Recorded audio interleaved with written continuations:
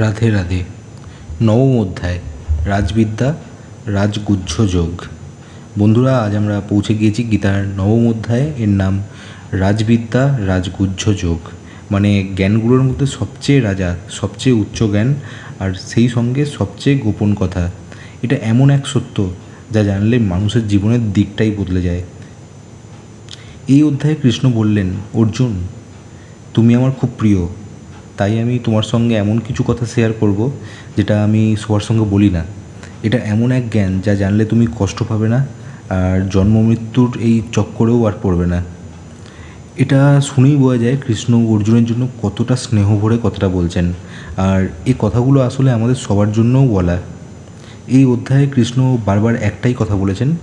তিনি বলেন, যদি কেউ ভক্তি ভরে আমায় স্মরণ করে, আমায় ভালোবাসে, তাহলে সে অবশ্যই আমায় পায়। আমি তার সব পাপ মোচন করি, তাকে আমার আশ্রয়ে নিই। এটা কিন্তু খুব সাহস জোগানো কথা। আমরা অনেক সময় ভাবি আমার পাপ অনেক, আমি কীভাবে ঈশ্বরের কাছে যাব, কিন্তু কৃষ্ণ বলছেন ভক্তি থাকলেই চলে, অন্য কিচ্ছুর দরকার নেই। আমি সর্বত্র আছি, কিন্তু বন্ধনহীন। আরেকটা গুরুত্বপূর্ণ কথা কৃষ্ণ বলেন, আমি এই জগতের প্রতিটা কণায় আছি, সব কিছুই আমায় ঘিরে আবর্তিত, তবুও আমি কিছুতেই বাধা নই। মানে ঈশ্বর আমাদের সবার মধ্যে আছেন, কিন্তু আমাদের মতো আবেগ, লোভ, মোহে বাধা নন। তিনি নির্লিপ্ত, কিন্তু আমাদের কাছেই। এই লাইনটা এই অধ্যায়ের অন্যতম গভীর শিক্ষা, যে যেমন করে আমায় ডাকে, আমি তার কাছে সেই রকমভাবেই প্রকাশ পাই। সব মানুষ আমার পথেই হাঁটে, কেউ এটা জানে, কেউ জানে না। মানে কেউ যদি ঠাকুরমশাইভাবে ডাকে, কেউ বন্ধুর মতো, কেউ বাবার মতো, ঈশ্বর সেই রকম রূপেই আমাদের জীবনে ধরা দেন। যে যেরকমভাবে ডাকবে, ঈশ্বরকে সে সেরকমভাবেই পাবে। ভগবান বলেন, এক ফুল এক ফল, এক গ্লাস জল দিলেই আমি খুশি। এটা এই অধ্যায়ের সবচেয়ে প্রিয় অংশ অনেকের কাছে। ঈশ্বরকে আনন্দ দিতে কোনো বড় কিছুর দরকার নেই, শুধু মনটা যদি ভালো থাকে তাহলেই চলবে। একদম শেষে কৃষ্ণ বলেন, যারা আমাকে আন্তরিকভাবে ভালোবাসে, তারা যদি আগে পাপ করেও থাকে, তাদের আমি তাড়াতাড়ি সাধু করে তুলি।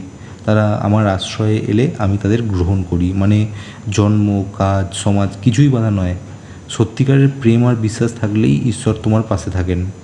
এই অধ্যায়ের মূল শিক্ষা, ঈশ্বর আমাদের মধ্যেই আছেন, তিনি সর্বত্র আছেন, কিন্তু তিনি কোনো কিছুতেই আটকে নেই।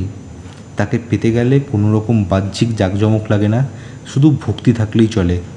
ঈশ্বর কাউকে ত্যাগ করেন না, তিনি সবাইকে গ্রহণ করেন।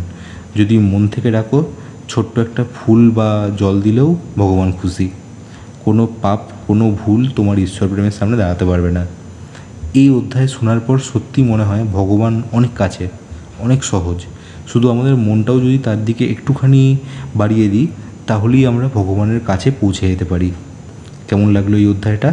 আশা করি ভালোই লেগেছে। এই ভিডিওটি লাইক করে দিন, আর এরকম আরও ভিডিও ভবিষ্যতে দেখতে চাইলে চ্যানেলটিকে সাবস্ক্রাইব করে ফেলুন। হরে কৃষ্ণ।